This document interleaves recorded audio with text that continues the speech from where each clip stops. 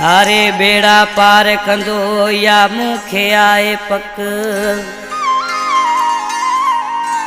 जंहिंजी सीने में आए सिक सदाई सैयद सरवर शा चवे।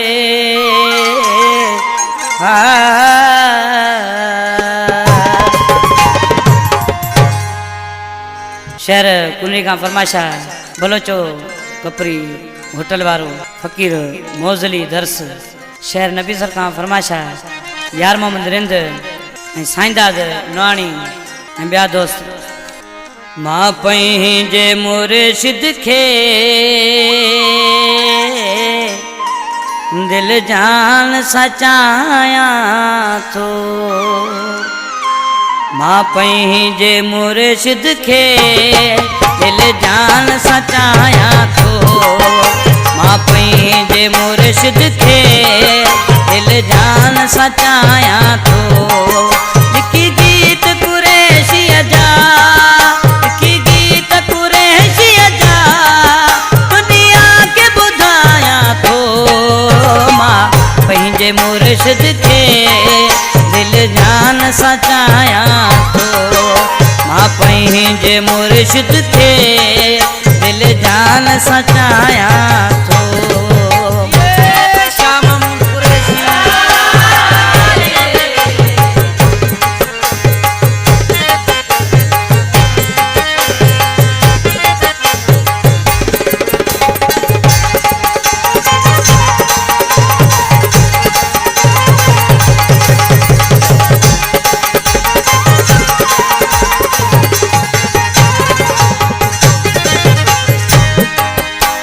मन में वसे मुर्शिद तंहिंजे तन जूं तारूं तैसां।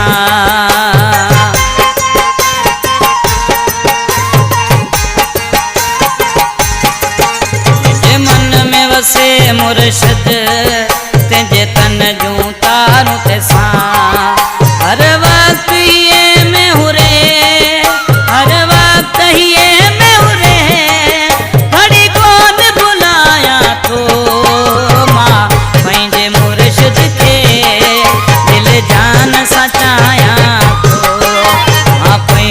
मुर्शिद खे दिल जान सां चाहियां थो। लिखी गीत कुरैशीअ जा, लिखी गीत कुरैशीअ जा दुनिया खे ॿुधायां थो। मां पंहिंजे मुर्शिद खे दिल जान सां चाहियां थो। मां पंहिंजे मुर्शिद खे दिल जान सां चाहियां थो।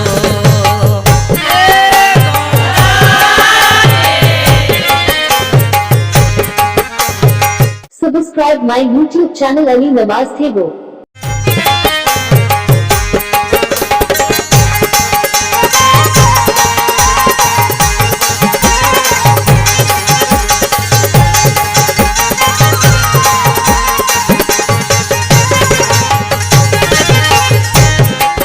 जंहिंजो मुर्शिद कामिल आ तंहिंखे कहिड़ी आहे परवाह।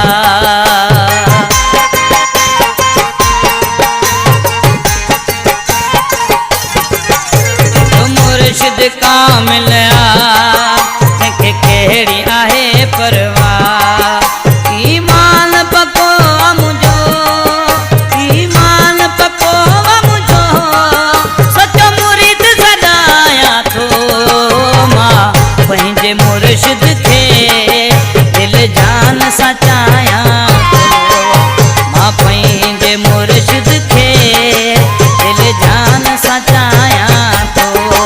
लिखी गीत कुरैशीअ जा, लिखी गीत कुरैशीअ जा दुनिया खे ॿुधायां थो।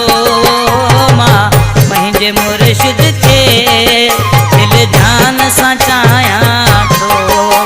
मां पंहिंजे मुर्शिद खे दिल जान सां चाहियां